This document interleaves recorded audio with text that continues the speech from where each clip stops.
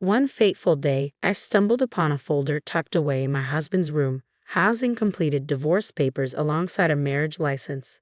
The revelation hit me like a ton of bricks, crystallizing two harsh truths.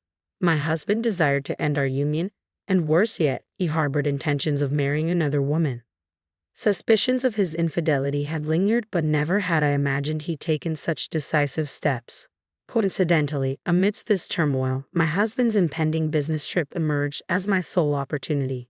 My name is Karen, 32 years old, and my family comprises my husband William, whom I wed 6 years ago, and our daughter Sarah, soon to turn 4. Following Sarah's birth, I transitioned to telecommuting, cherishing the semblance of peace in our household. Though our marital intimacy waned, masked by the joy of parenting, I convinced myself of contentment. Yet signs of my husband's preoccupation surfaced through prolonged work hours and frequent golf outings. The bond we once shared seemed to fray, unnoticed amidst the daily routines. A mundane chore led to a startling discovery, a receipt nestled beneath a drawer bearing a staggering sum from a brand unfamiliar to us both. Questions swirled in my mind, tinged with a hopeful assumption of an upcoming birthday surprise. Opting to overlook the receipt's implications, I feigned ignorance, tucking it back in its hiding spot. On my birthday, however, my anticipation was met with disappointment as William failed to return home, his absence punctuated by the absence of a simple gift or celebratory gesture. His late arrival, tainted with the scent of unfamiliar perfume, shattered any lingering hopes. A subtle inquiry about the significance of the day was met with dismissive fatigue, further fueling my suspicions. As I tentatively mentioned my birthday, his response was perfunctory at best, a hollow acknowledgement devoid of the warmth I once knew. My husband's indifferent birthday wish caught me off guard, his lack of enthusiasm palpable. "Is that all?" I inquired, met with a disdainful expression. "You're over 30, aren't you? We're not at an age to celebrate each birthday," he retorted before excusing himself to retire for the night.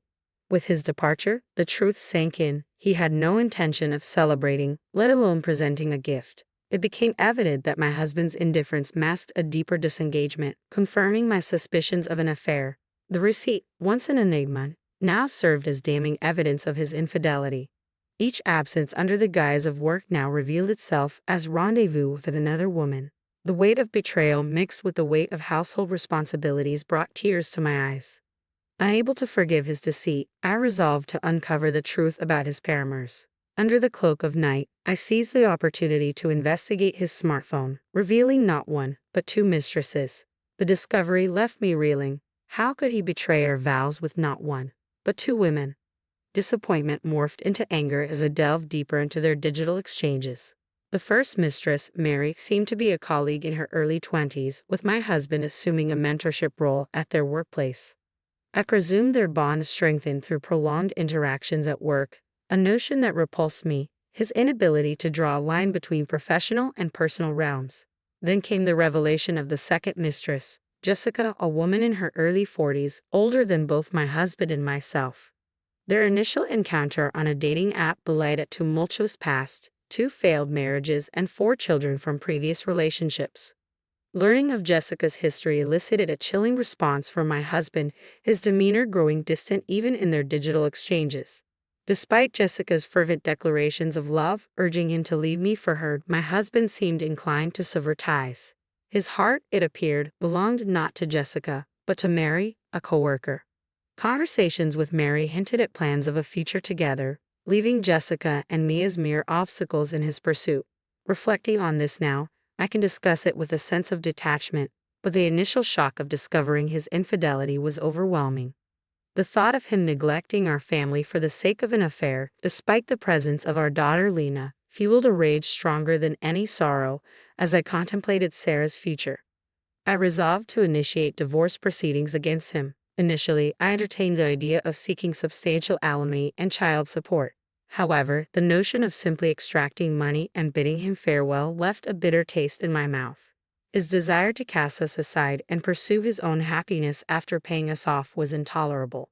Contemplating how best to exact retribution, I stumbled upon some papers in his drawer while cleaning his room. To my astonishment, they were filled out divorce and marriage documents. My hands trembled with rage as the reality sank in. He had meticulously prepared for our separation to mirror his affair with his mistress. Fueled by anger, I vowed not to forgive him, determined to exact revenge by any means necessary. With meticulous planning, I set my revenge in motion. Days later, as my husband returned from work, I observed his demeanor closely, sensing an air of anticipation. Casually, he mentioned a forthcoming business trip to Chicago. Seizing the opportunity, I volunteered to prepare his belongings. Though uncertain if his trip was genuine, I saw it as a golden opportunity. Swiftly, I planted a discreet GPS tracker in his travel bag. While his supposed destination was Chicago, the tracker revealed his true destination, Los Angeles, likely to rendezvous with his real love interest, Mary. I reached out to Jessica, my husband's second paramour, arranging a clandestine meeting without his knowledge. Initially wary, she grew intrigued as I revealed my intention to divorce. Eagerly, she agreed to meet. Hours later, face to face with Jessica, I wasted no time. "Nice to meet you. I'm Karen, William's wife," I began, getting straight to the point. "We're getting a divorce." Her disbelief palpable, Jessica questioned my sincerity. Undeterred, I presented the divorce papers he had prepared, now in my possession. Handing her the already filled marriage certificate, her shock was evident. This is," she stammered, clearly taken aback by the revelation. Realizing my husband's intentions, I felt it prudent to inform her in advance. Her response was unexpected. Instead of resentment, she seemed almost relieved.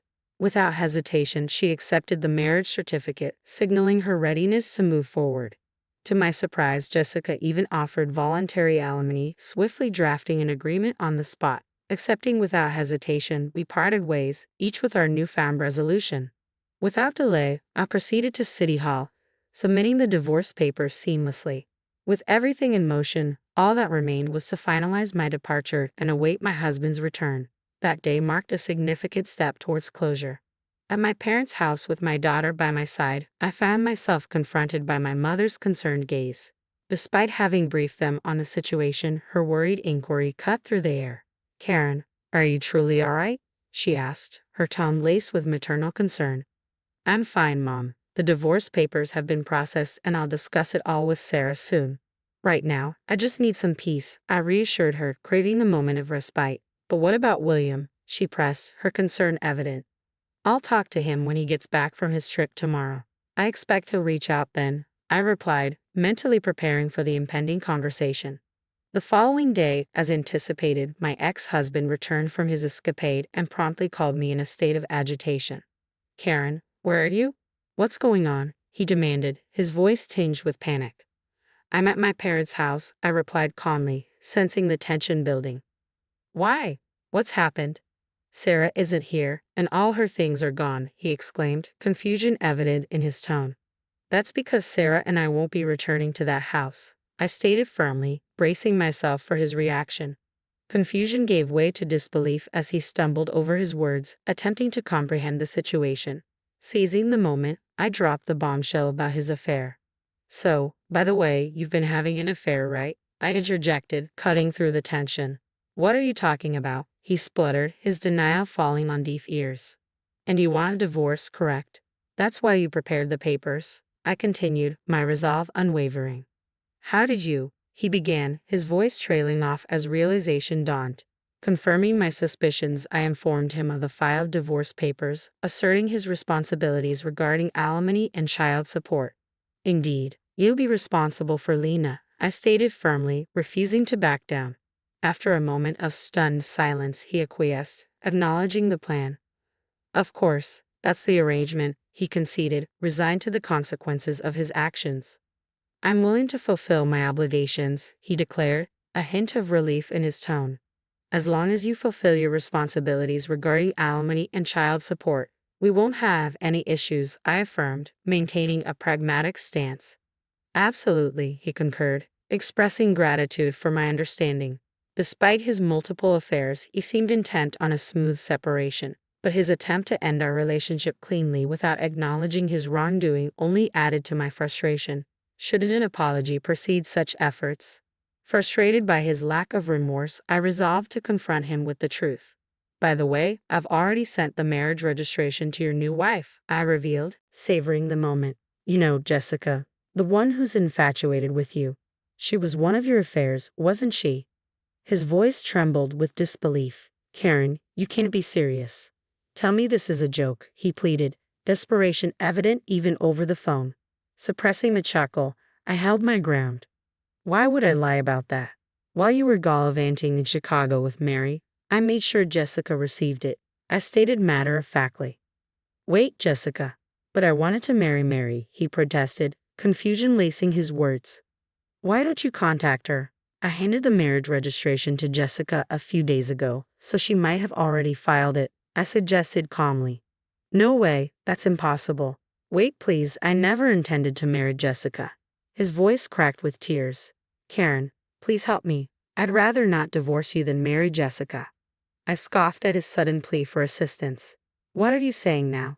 Jessica's like a half-stalker. No matter what I say, she won't leave me alone. She's so persistent, he lamented. That's what happens when you meet people on dating apps. You reap what you sow, I retorted, my tone tinged with bitterness. Okay, I got it. I'll remarry you, Karen. So please help me, he pleaded desperately. What about Mary? I thought she was the one you wanted, I questioned, skepticism coloring my words. I'll break up with Mary. I realize that you're the one for me. I won't look at other women. So please help me, he implored, his desperation palpable. No, I responded firmly. Why should I have to help a piece of trash like you, who cheated while we have a daughter? Do you even understand your position? You were involved with other women, and despite having a family, you think you can get off with just paying alimony and child support. Are you that naive? Aaron, please forgive me, he begged, his voice strained. Don't call me by my name so casually. I will never associate with you again, and I will never forgive you. I won't let Lena meet you, and if you show up in front of us, I won't hold back. Never interfere with me and Lena's life again, I declared firmly, ending the call. Despite his incessant attempts to contact me, I refused to pick up. Later, during our divorce negotiations, it was decided that he would pay a substantial amount of alimony and child support for our daughter. Additionally, I ensured to claim appropriate alimony from his two affairs as well. Let him feel the full consequences of his actions, I thought bitterly, never imagining he would stoop so low as to pursue married women. After divorcing my ex-husband, I heard that Jessica made a bold move by moving into the house we once shared. This blindly in love woman, armed with luggage, wasted no time in making herself at home. Why are you here? He stammered, clearly taken aback by her sudden appearance. Because we're finally husband and wife, aren't we? We can finally live together, she declared confidently. No, you've got it all wrong. I had no intention of marrying you, he protested, but Jessica remained undeterred.